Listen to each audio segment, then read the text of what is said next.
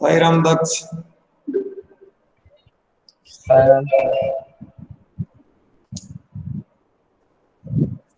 Okay. So we have sent new timings for you. मिल गया होगा circular, आपको देख लिया गया? Yes, sir. Yes, sir. ठीक है, तो अब तो वो रेमेडियल क्लास का भी आपका जो था ना, आपका जो डाउट क्लियरिंग क्लास, उसका सबका एक साथ कर दिया 9 to 12 का। 9 to 10:30 में हो जाएगा, फिर आपका ये 11:30 से आपका ऑनलाइन क्लास हो जाएगा। पीरियड वैसे ही रहेंगे, सब सेम वैसे ही है, बस वो टाइमिंग चेंज हुआ केवल।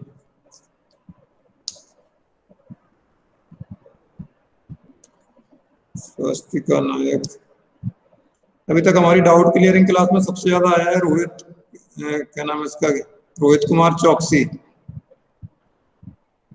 ऑलमोस्ट फुल वीक आया दोनों वीक में, और उसके बाद पूर्वी आई है। और कितने लोग की कंसर्ट थी? तीन या चार की कंसर्ट थी आप लोग की। वैष्णवी भार्गव आ गए, और कौन आया? Okay, 16 are there. Aditya Joshi present लगा दिया मैंने। भूमि जैन, दक्ष जैन, देशना जैन, भूमि जैन, दक्ष जैन, देशना जैन, कनक गुर्जर, इसका कनिष्का चौहान। ओके, कनिष्का चौहान, खुशी गुप्ता, मुस्कान भार्गव, मुस्कान भार्गव, पूर्वी कारगांव, प्रियांशु श्रीवास्तव, प्रियांशु श्रीवास्तव, संभव जैन, शिवम पारिक, स्वस्तिका नायक, and Vaishnavi Bhargava. Okay. So let us begin with the chanting of Omkar 3 times.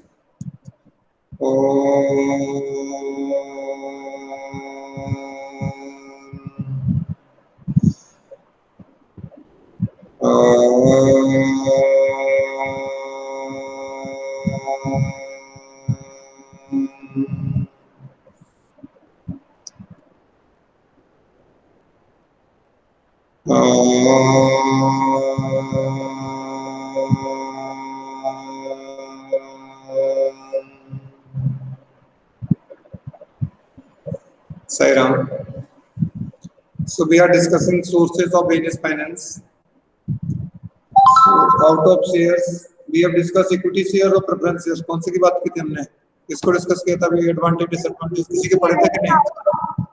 हाँ जी सर, इक्विटी शेयर्स के बारे में थी। इक्विटी शेयर का मेरिट डिमेरिट्स पढ़ा था कि नहीं पढ़ा था? नहीं सर, नहीं पढ़ा था।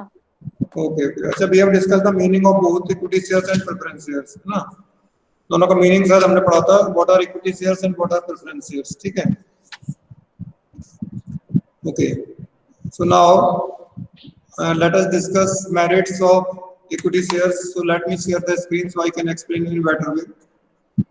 Present now entire screen, share, okay.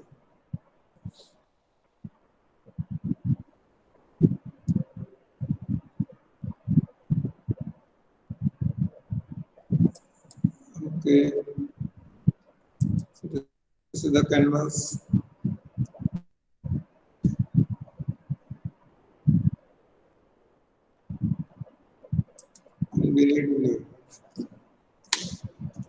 So now let us discuss advantages of equity shares. So equity shares are the shares which are not preference shares. Means equity shares do not enjoy any preferential rights or any preference, but equity shareholders are the real owners of the company. There is no limit of dividend to the equity shares. Means their profit depends on the profit of the company. If company earns more profit, they will get more dividend. If company earns less profit, they will get no dividend or may not get any dividend. They are the ultimate risk bearers of the company, and they have the interference in the management because they have the voting rights. Okay, and equity capital is the precondition for any company. Means every company must have equity capital Whether it has preference capital or not, that is not important. So what are the advantages or merits of equity shares? Merits of equity shares or advantages of equity shares. So we can classify the advantages to two groups. First one, advantages for company. Advantages for company. And second one is the advantages for investors or shareholders. Advantages for investors or shareholders. Investors or shareholders. Okay, this we can divide. So now let us discuss. First advantage is that it is the advantage for shareholders, suitable for those investors. इसके लिए suitable है those who are willing to take high risk, willing to take high risk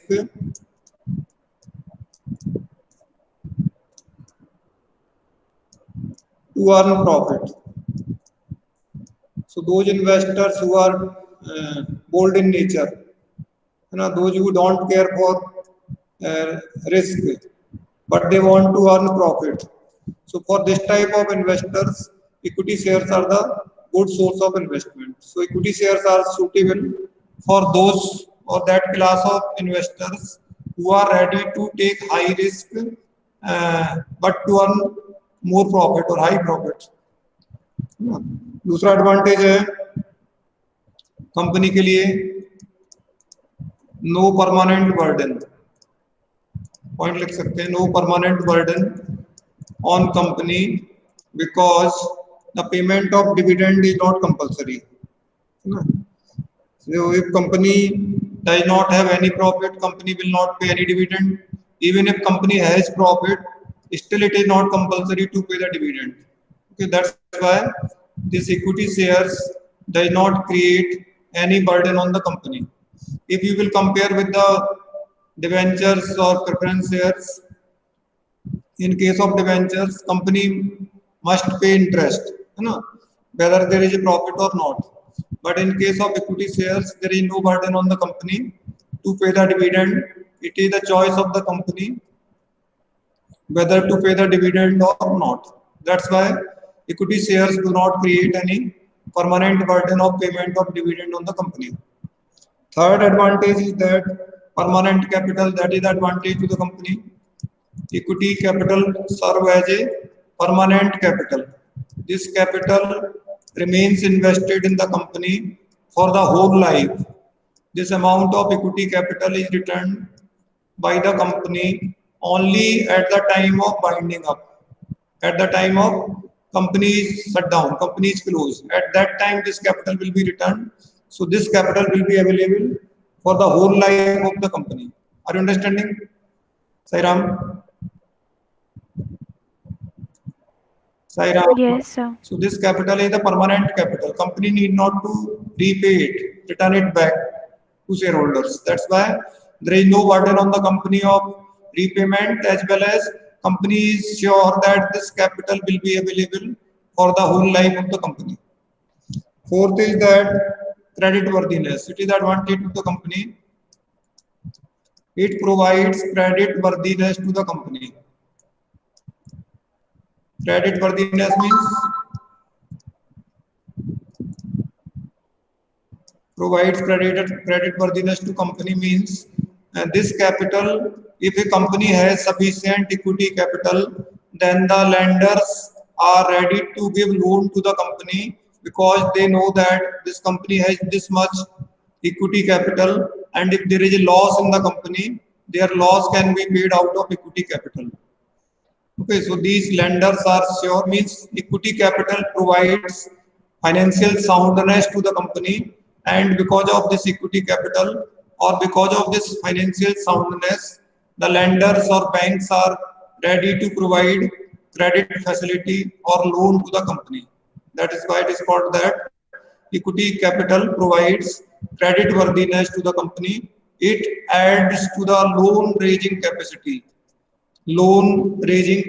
of the company, company can easily take loans from banks or financial institutions if it has sufficient amount of equity capital. Okay, then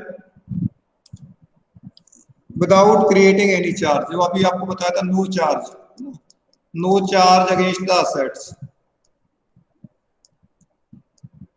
no charge against the assets. So company raise capital by issue of equity shares, and equity capital does not create any charge against the assets of the company. Against the assets of company means assets are not mortgaged against the equity shares.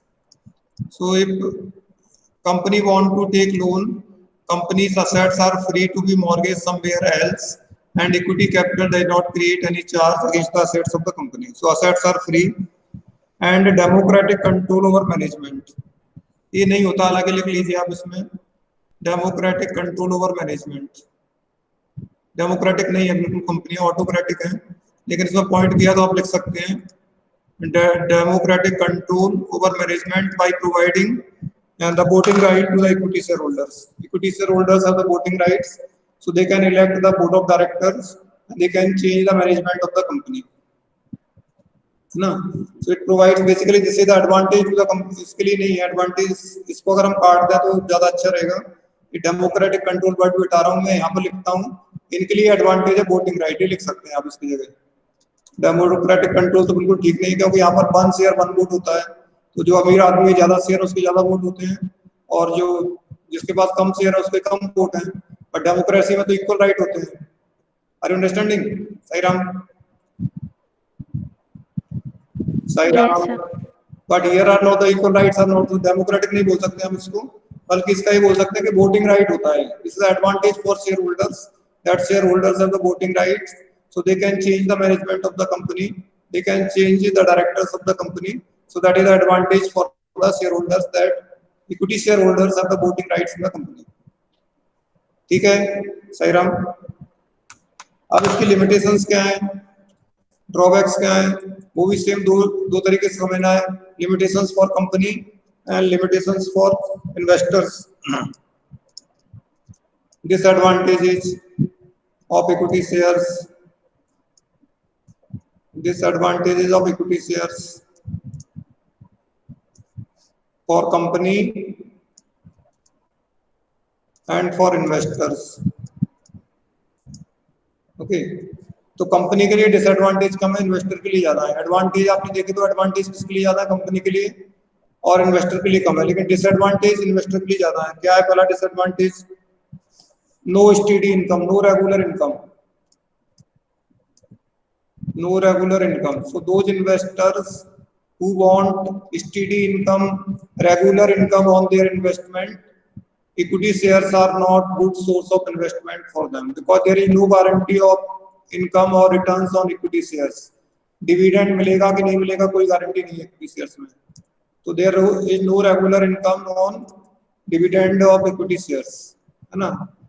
तो यहाँ जो investor को regular income की जरूरत है, जो उसी पर डिपेंड है, तो उनको इक्विटी शेयर में इन्वेस्टमेंट नहीं करना चाहिए, क्योंकि यहाँ प्रॉफिट मिलेगा कि नहीं मिलेगा कोई गारंटी नहीं है. फिर डिवेंचर्स खरीदना चाहिए उनको, कंपनी को लोन देना चाहिए, तो उस पर इंटरेस्ट उनको मिलता रहेगा. So for that point of view debenture is a good source, but for regular income point of view and shares are not good source of investment. So there is no regularity और steady income, है ना. दूसरा company के लिए है, the cost of equity capital is high, costly source है, costly source. ये अभी समझ में नहीं आएगा, आपको देखने में ऐसा लगेगा कि इट इज कॉस्टलेस कैपिटल. देखने में ऐसा लगता है कि equity capital is a costless capital, क्योंकि आपको अगर समझ में आ रहा है थोड़ा बहुत, तो मैं क्या समझा रहा हूँ आपको कि इक्विटी शेयर्स पे कंपनी को डिविडेंड नहीं देना. What is the meaning of cost of capital, कोई बताएगा मुझे? Can any of you explain what is the meaning of cost of capital?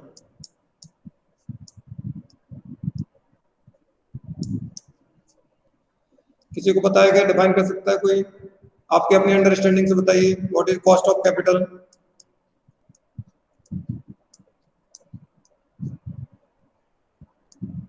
सही Ram?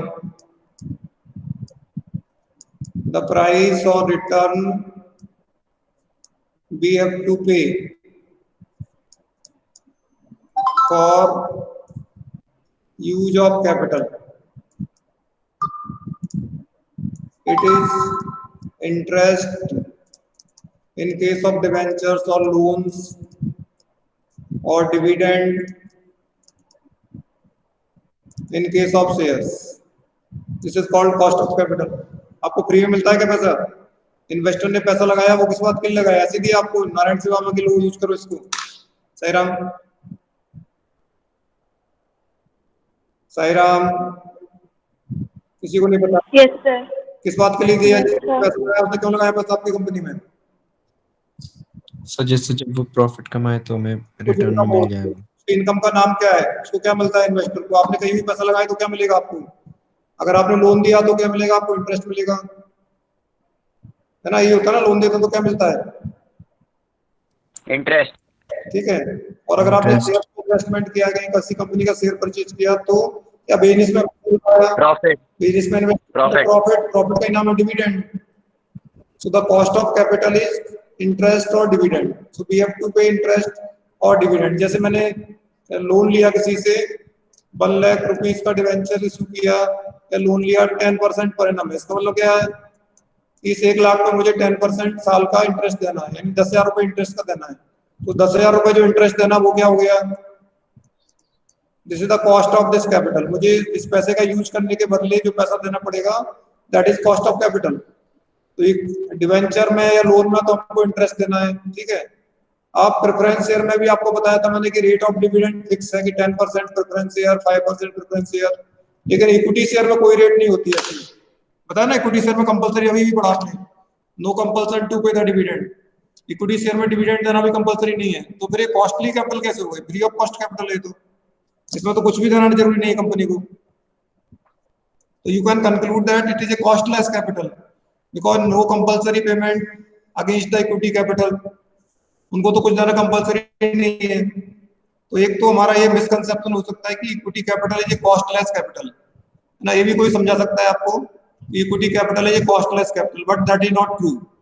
How can we say that equity capital is the most costly capital? Now try to understand.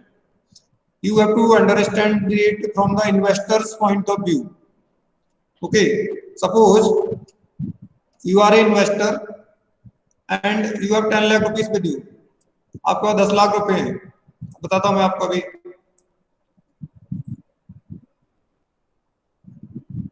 आप सारे लोग commerce पढ़ के अमीर हो जाओगे धीरे धीरे करके। किसी के पास 50 लाख होंगे, किसी के पास 10 लाख होंगे, किसी के पास 1 करोड़ होंगे, ठीक है।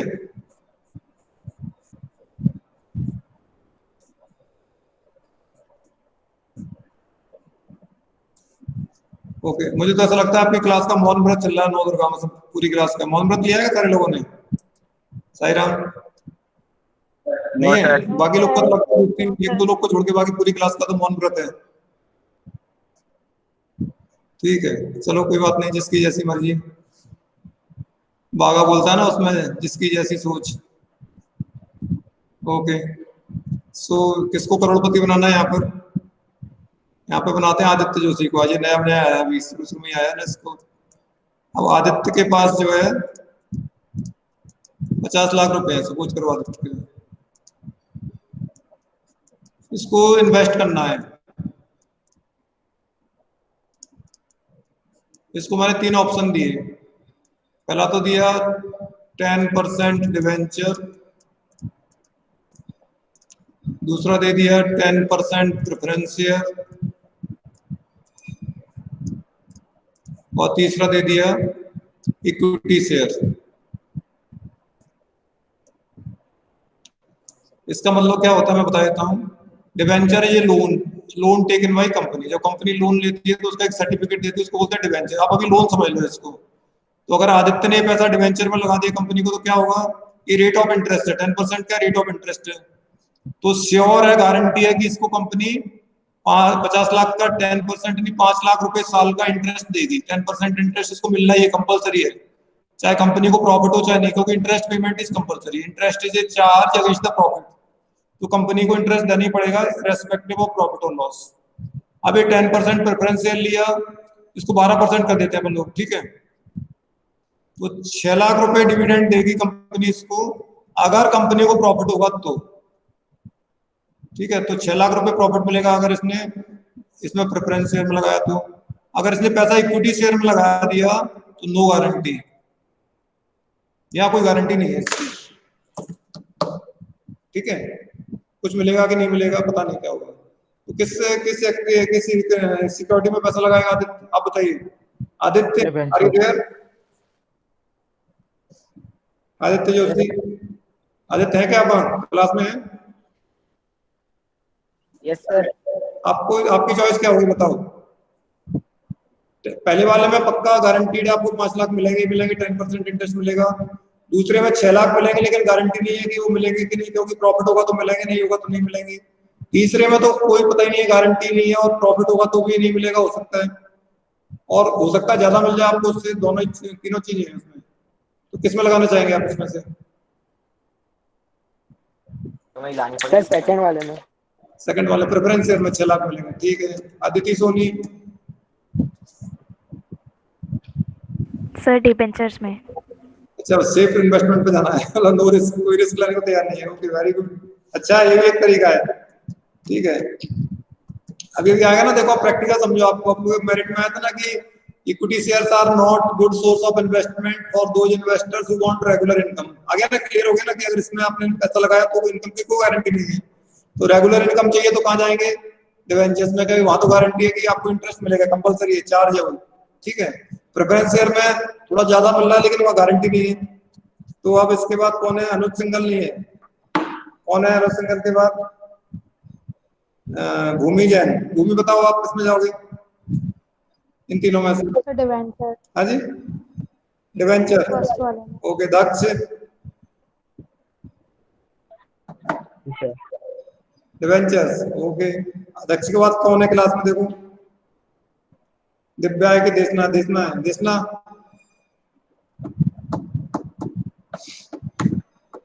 देशना जैन नहीं है। देशना के बाद कौन है? दिव्या भी नहीं है। उसके बाद ABCD E पर तो कोई है नहीं सर। F पर फैजा है सर। फैजा है क्या?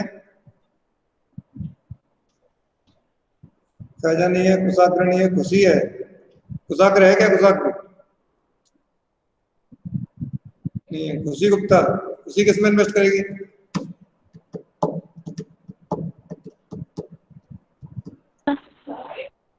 साई राम। Sir debenture.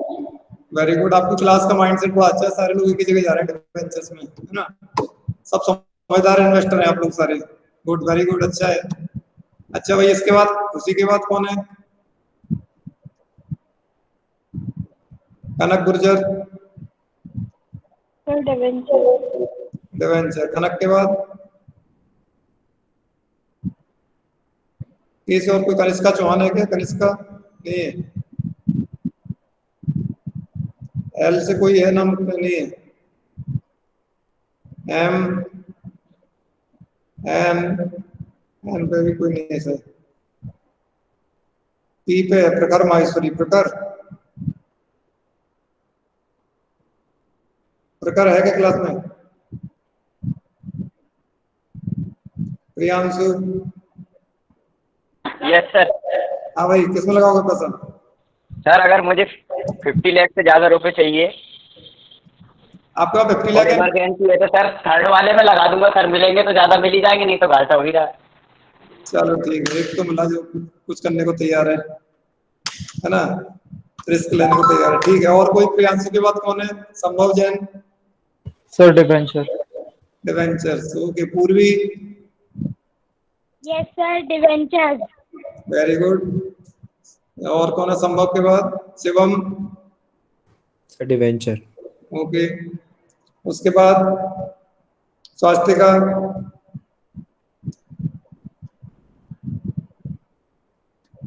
स्वास्तिका नहीं है। वैष्णवी। ठीक है, अच्छा, जिन्होंने डिवेंचर चूज किया वो क्या चूज किया?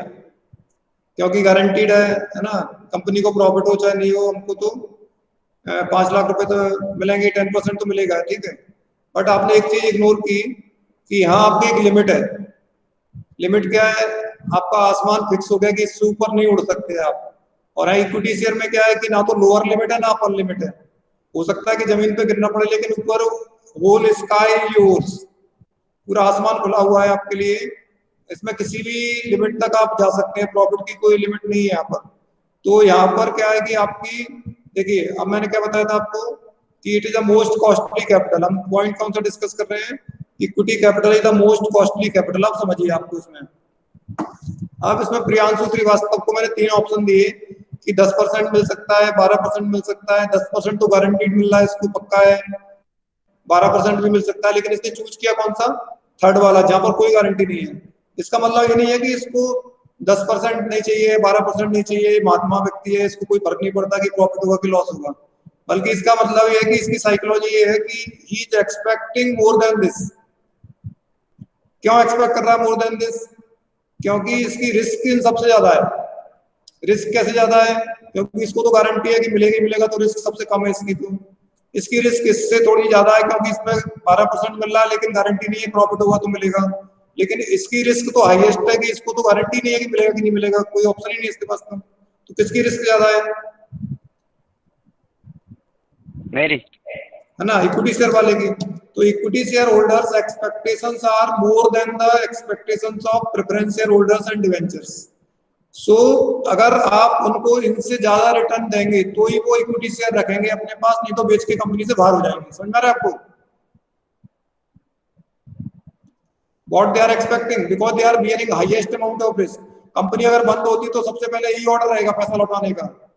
बताया था प्रेफरेंशियल राइट, प्रेफरेंशियल को 2 राइट होते हैं कि पहले पैसा, तो क्या होगा कंपनी बंद होती है तो पहले डिवेंचर का पैसा लौटाएगी कंपनी, क्योंकि वो थर्ड पार्टी लायबिलिटी है, उनका पैसा लौटाने के बाद प्रेफरेंस शेयर का पैसा वापस करेगी, बाद में कुछ बचेगा तो इक्विटी शेयर्स का पैसा लौटाएगी। तो सब तरह से सारी रिस्क किसके ऊपर है, इक्विटी शेयर्स के पास है।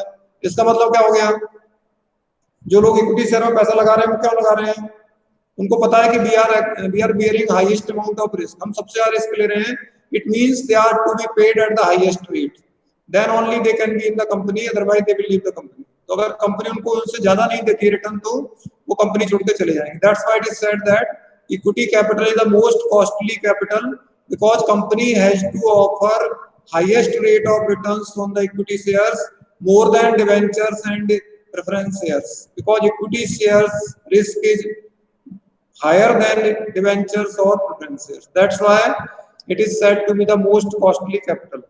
अगर देखेंगे तो देखने में लग क्या रहा है आपको, यहाँ देखो कोई परसेंटेज नहीं दिया है, तो देखने में तो लगता है कि this is the costless capital, इसकी तो कोई कॉस्ट ही नहीं है। But cost of the equity capital is hidden in the expectation of investors, in the expectations of shareholders, and expectation of equity shareholder is that they want more returns than preference shares or debentures on their investment, because they bear more risk than preference shares or debenture holders. That's why it is said that equity capital is the most costly capital for the company. Clear? Yes sir. ठीक है, इसलिए इसको बोलते हैं। देखने में क्या लगता है कि तो फ्री की कैपिटल है, कोई इसमें कंपलसरी नहीं है, इंटरेस्ट देना नहीं है, डिविडेंड देना नहीं, तो फिर काय की कॉस्ट है, कुछ देना नहीं है इसके बदले में, तो बदले में देना है तो लिखा नहीं है, हिडन है। And what is hidden, that is the expectation of the investors. उन्होंने पैसा क्यों लगाया, उनके पास भी तो ऑप्शन था, उनको भी दिमाग दिया भगवान ने, उनको भी दिख रहा था कि 10% डिवेंचर में लगा के सेफ हो सकते हैं, लेकिन उनको क्या लग रहा है कि हम 10% नहीं चाहिए हमको, we are not satisfied with 10%। वो आया था ना, those investors who are ready to who are willing to take high risk for high profit, जो लोग रिस्क लेने को तैयार हैं उनके लिए है। तो रिस्क क्यों ले रहे हैं, वो हाई प्रॉफिट के लिए। हाई प्रॉफिट का मतलब क्या होगा, more profit than these two, इन दोनों से ज्यादा प्रॉफिट अगर उनको मिलता तो वो कंपनी में रहेंगे, इन्वेस्ट करेंगे शेयर्स में, otherwise they will leave the company. That's why it is said that equity capital is the most costly capital for the company. दूसरा है, तीसरा डाइल्यूशन ऑफ मैनेजमेंट, ये इनके लिए ड्रॉबैक, इन्वेस्टर के लिए क्या मतलब होता है, ये हम जो लिख रहे हैं ना, ड्रॉबैक्स ऑफ किसका, लिमिटेशंस ऑफ इक्विटी शेयर्स लिखा आपने, ये वाला कर रहे थे हम लोग बात, नहीं कौन सा लिया था अभी हमने, पता नहीं चल रहा कौन सा पेज था,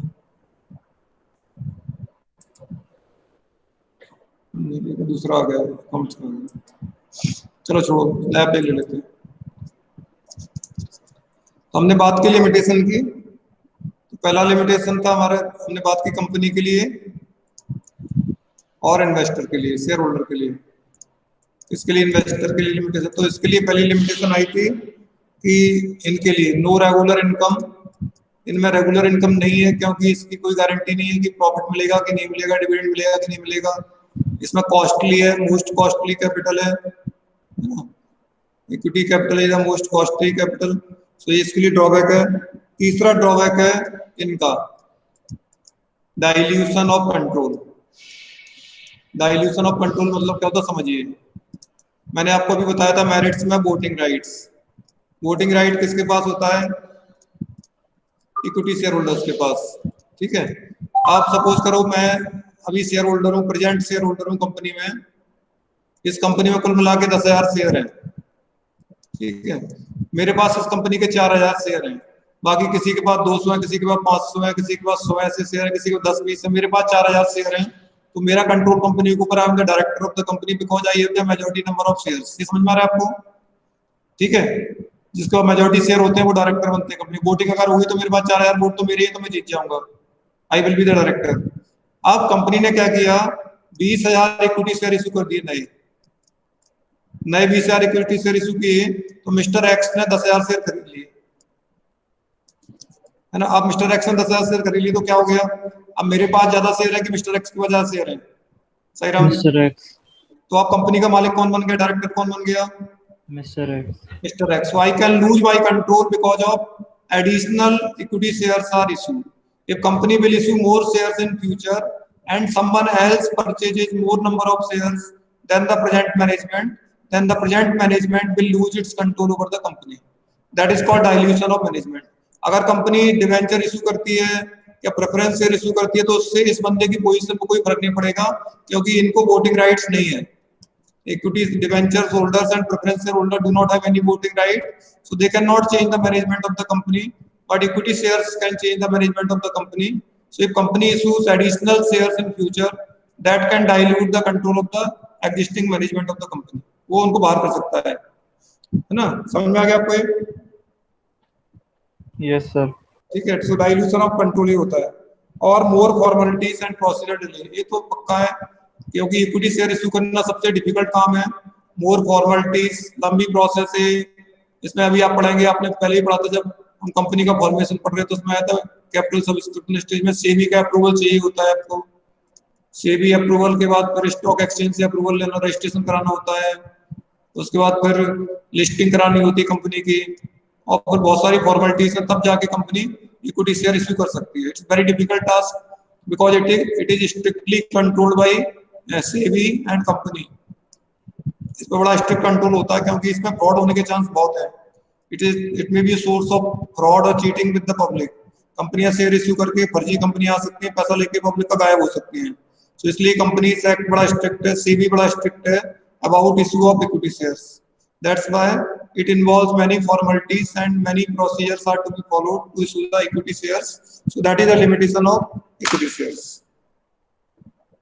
क्लियर है आपको? Merits and demerits of equity share, ठीक है। अब दूसरी कैटेगरी जो है प्रेफरेंस शेयर्स की है। मीनिंग तो मैंने बता दिया था आपको। प्रेफरेंस शेयर्स को प्रेफरेंस शेयर्स क्या बोलते हैं? बिकॉज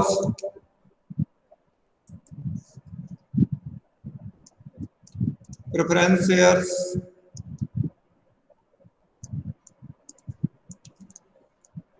इनके पास दो प्रेफरेंस है। Number A, preference in getting dividend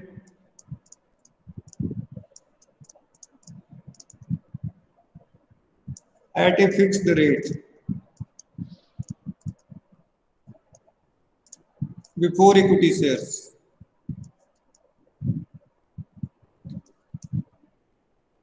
ठीक है। दूसरा इनका प्रेफरेंस होता है preference in getting capital back at the time of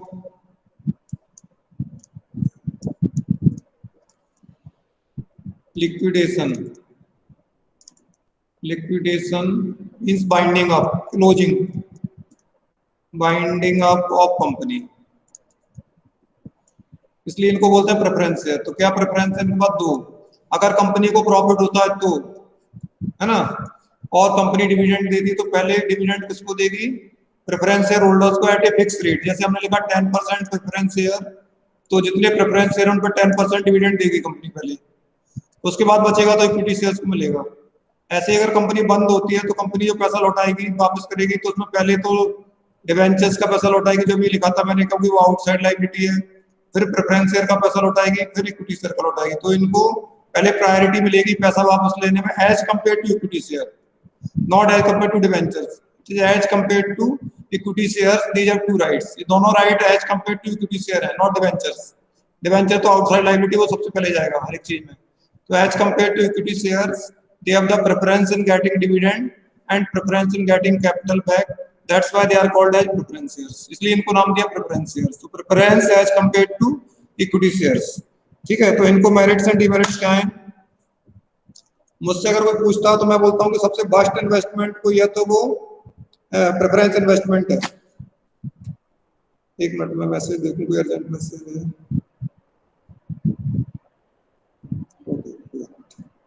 सो सबसे बेस्ट इन्वेस्टमेंट जो है वो क्या है? प्रेफरेंस इन्वेस्टमेंट है। ना ये तो कहीं के रहते, ना इधर के रहते, ना उधर के रहते हैं, है ना। तो अब इसके मेरिट्स डिमेरिट्स वो सब चीजें हम अगली क्लास में पढ़ेंगे। आज के लिए इतने छोड़ते हैं।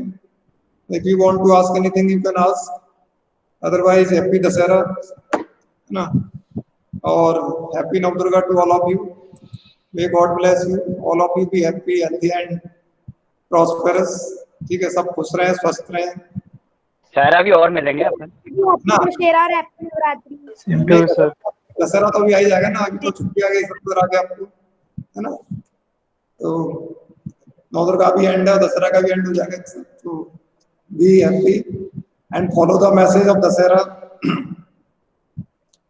Dussehra gives a message that we have to win over our enemies.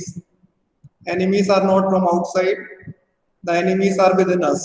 हमारे अंदर जो एनिमीज है ना, शास्त्र कहता है कि षड ऋतु काम क्रोध मद लोभ मत्सर, 6 शत्रु हमारे साथ हमेशा रहते हैं, और जो जिंदगी में इन पे जीत पाता है वो सबसे बड़ा विजेता है। भगवान महावीर इसलिए जिन बने क्योंकि उन्होंने जैन कहला ना, जिन मीन्स जितेंद्रिय है, क्योंकि भगवान महावीर ने इन पर विजय प्राप्त कर ली, इसलिए जिन बन गए, वो जैन बन गए, उनके फॉलोअर्स को जैन कहते हैं। So those who can win over these evils within us, they are the great people. So जितना हमसे हो सकता है उतना करें, पता नहीं है कि हम कितना कर पाएंगे, can't say, but whatever strength is given by God, जिसके मुकद्दर में जितनी शक्ति दी है भगवान ने, वो उतना कोशिश करें, and try to be a good human being. That is the ultimate message of Dasara, that kill the evils of, दूसरा शत्रु नहीं है, कि शत्रु कहीं बाहर नहीं है, शत्रु जो है वो हमारे अंदर ही है, और उसको ही हमको we have to win over our own enemy within us, है ना। उसको अगर हमने जीत लिया तो सबसे बड़ी जीत है। बाहर के को जीत के क्या करना, वो तो खुद ही अपनी परेशानियों से खुद ही परेशान हो जाएगा। तो हमको जिसको जीतना है वो तो हमारे अंदर का एनिमी है, अपने अंदर का शत्रु है, उसको जीतना है। जो अंदर का रावण है उसको मानना है, और अगर उसको हम जीत पाए अपने अंदर के रावण को, that will be the greatest win in our life. So thank you. Sai Ram, may God bless you. Sai Ram, you can leave now. Saram, sir. Sairam, yes. Saram, sir. Thank you, sir. Sairam. Sai Ram, Sai Ram.